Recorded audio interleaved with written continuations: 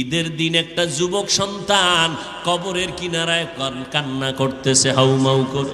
ও যুবক, আজকে ঈদের আনন্দ বাদ দিয়া কেন কাঁদো? বলে, গত ঈদে আমার আব্বাকে পাশে নিয়ে নামাজ পড়ছি ঈদগাহে, আম্মা জান আমার মাথায় হাত দিয়ে দোয়া করে দিয়েছে। আজকে ঈদের নামাজে যখন রওনা হয়ে গেলাম, হঠাৎ দেখি আমার বিছানাটা খালি, আমার মা নাই, আমার আব্বা নাই। কে আমার মাথায় হাত দিয়া একটু দোয়া করবে? যেই মা এমন একটা রাত নাই যে আমার খোঁজ খবর নেয় নাই। আমার আব্বা জান টেলিফোন করে খোঁজ খবর নিত। ও সন্তানেরা, ওই মা বাবারে কেমনে ভুলিয়া গেছো? আব্বা ঘুমায়, ভাই বোনেরা ঘুমায়, আমি বড় অসুস্থ বিছানায় পড়ে আছি। আম্মা জান আমাকে সারাটা রাত আমার মাথার কিনারায় বসে বসে পাহারা দিয়েছে।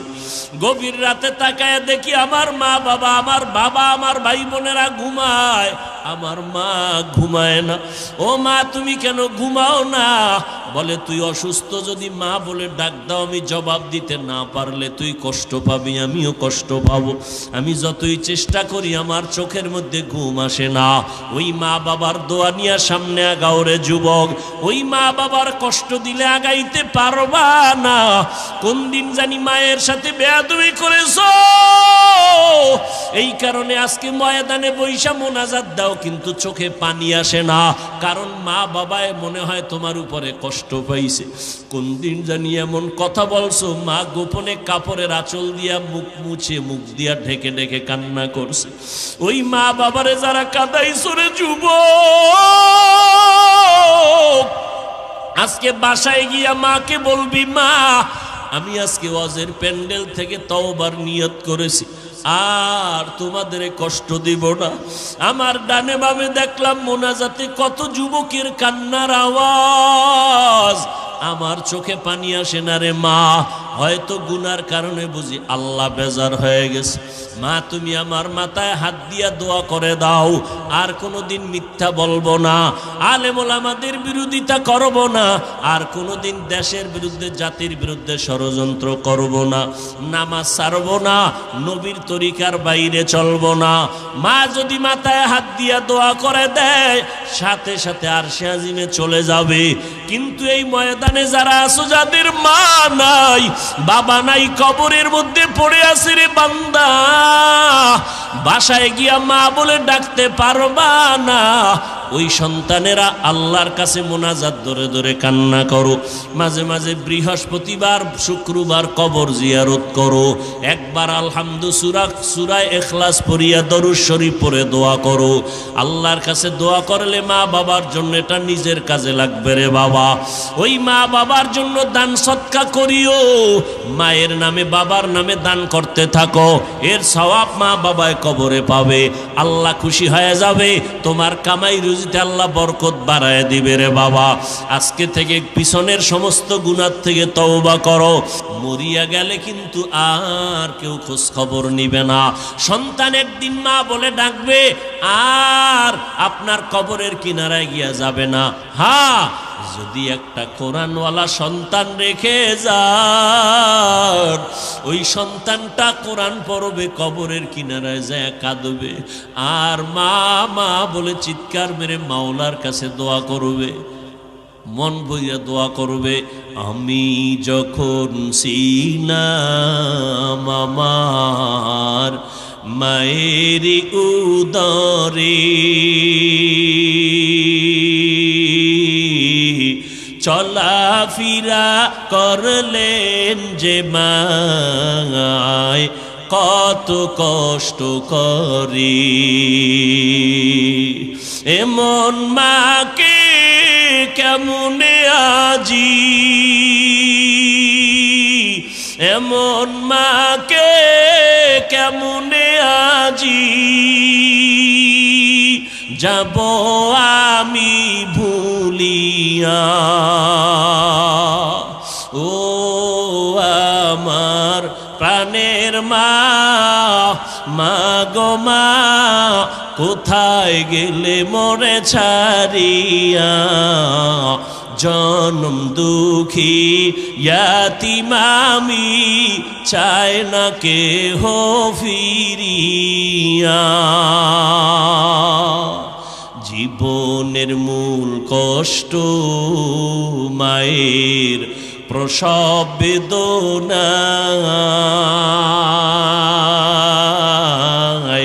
সাত আসমান সাত জমিন তখন মায়েরই মাথায়।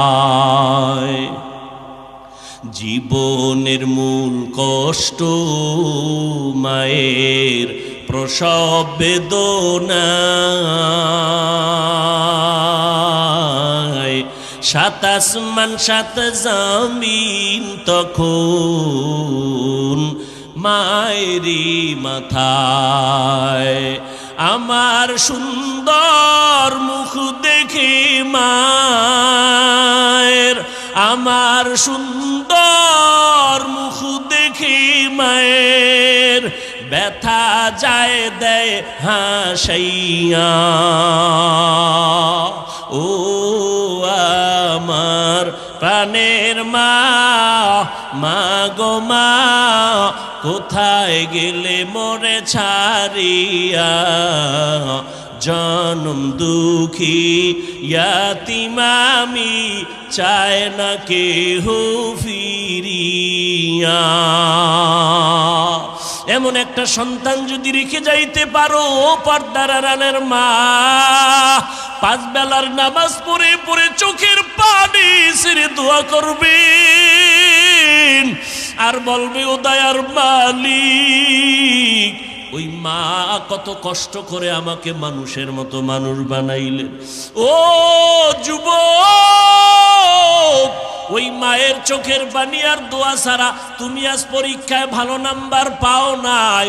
আমি হাফিজুর রহমান এই চেয়ারে বসতে পারি না রে বাবা।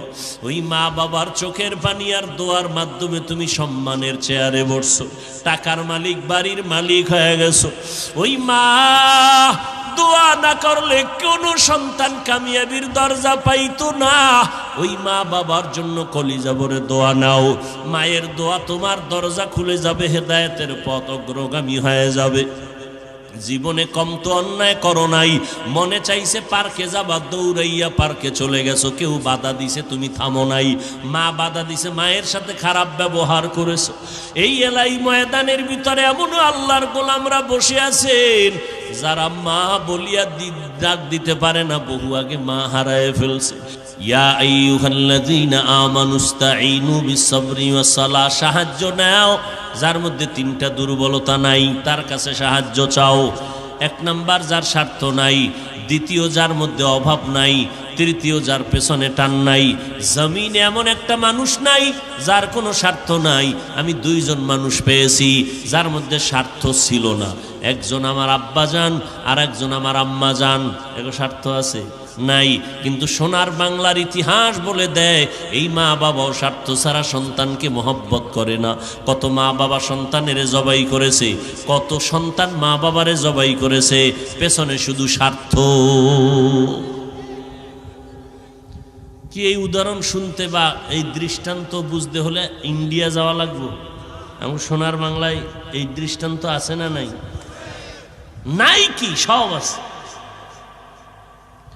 বাবা তার আপন জন্মর মেয়েটাকে হোটেলের মধ্যে ঢুকাইয়া বলে, আজকে রাত্রের জন্য তুই আমার স্ত্রীর মতো। কি ইন্ডিয়ার খবর? সোনার বাংলার খবর। আল্লাহ হেদায়াত দান করুন। চরিত্র কই? এই ওয়াজ মাহফিল গুলো বন্ধ হয়ে গেলে, তাবলিগ বন্ধ হয়ে গেলে, মানুষ থাকতাম সুরতে, চরিত্রটা পশুর থেকে খারাপ হয়ে যেত। যাও আছে কিচ্ছু থাকতো না। এখন একদল এই জন্য পাগল হয়ে গেছে, ওয়াজ মাহফিল না হইলে ভালা, খুব খুশি। হ্যাঁ, কই ওয়াজ দিয়া হবে কি? তা আমি বলি, তোমার মতো বান্দারে সাইজ করার জন্যই তো এই ওয়াজের আয়োজন। ওয়াজ দিয়া কি হবে? তোমার তো বেতের বাড়ি দেওয়া যাবে না, নাহলে কবে সোজা করে ফালাইতো। বেতের বাড়ি দিয়ে নামাজ পড়ো না কেন? সৌদির মতো নামাজ না পড়লে পুলিশ ঘুরতে থাকে, ধাম করে ধৈর্য লাইছে এক বাঙালিরে, দেখ সিফার মধ্যে বিড়িটা নেই, ধৈর্য এটার অফিসে লয়ে গেছে, নিয়া পিঠা ফাটা নাই। শাস্তি কি? অজু কর। অজু কইরা এখানে দাঁড়াইয়া 100 রাকাত নফল পড়বি, বাস এবার উঠার বস। শাস্তি এটাই শাস্তি। 100 রাকাত। জীবনে কত নামাজ ধান্দা কইরা ছাড়ছস, এ কাজা কর। উভয় নেই। আল্লাহ আমাদের হেদায়াত দান করে। যার ভেতরে অভাব নাই তার থেকে সাহায্য চাও। জমিনের মধ্যে এমন একজন মানুষ পাওয়া যাবে না যার অভাব নাই। সব অভাবী। কেমন অভাবী? যার টাকা যত বেশি তার অভাব তত বড়। গরিবের অভাব 100 টাকায় সমাধান, বড় লোকের 1,00,000 টাকায় সমাধান হয় না। বড় অভাবী, বড় অভাব, বড় লোকের বেশি অভাব। যদিও চোখে দেখা যায় না, মাথা গরম হয়ে যায়। কতটা অভাব! গরিব যদি কয় কোনো বড় লোকের কাজ করবো না, তাহলে বড় লোক 1 সপ্তাহের মধ্যে পঙ্গু হয়ে যাবে। কারণ বড় লোকের বাড়ির টাইলস মোজাইক করা বাথরুমটা পর্যন্ত গরিবরা পরিষ্কার করে, খানার প্লেটটা সামনে আগায় দেয়। গাড়ির ড্রাইভার গরিব, গরিবরা যদি কোনো কাজ না করে তাহলে জিন্দেগি বরবাদ হয়ে যাবে। এক রিক্সার ড্রাইভার সামনে লায়ার নষ্ট হয়ে গেছে, 1.5, 2, 4, 5 কিলোমিটার হাইটা গেল, বড় লোক হেঁটে যেতে পারবে না। জামায় ময়লা লাগছে, গরিব রিক্সাওয়ালা নিজেরটা নিজে ধুইয়া নিল, বড় লোক নিজের জামা নিজে ধুইতে পারবে? বাথরুমটা যদি গরিবেরা পরিষ্কার না করে কোনো বড় লোক করতে পারবে না। মিয়া পরিষ্কার বাথরুমে যাই শীতই ভইরা যায় মাঝে মাঝে।